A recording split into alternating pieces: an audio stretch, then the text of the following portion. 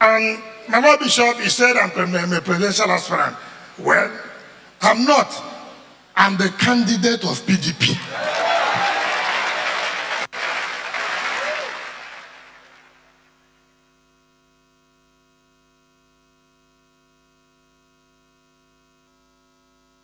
Hear me well and hear me well today. I don't know wherever any aspirant is. I don't know wherever you are. I want to tell anybody who cares to know. Rivers State has come of age. I will win and I will win and I will win this election.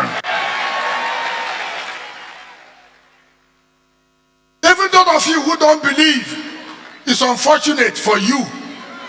If you like, those of you who say you are delegates to Rivers State, you will vote and happen, your vote is in vain. Because no aspirant will defeat me in this election. Not one. Not one. Wherever they are. I don't give a damn. Whatever conspiracy, whether you're a national working committee, is your business. All those governors who are fighting me, they're having problems.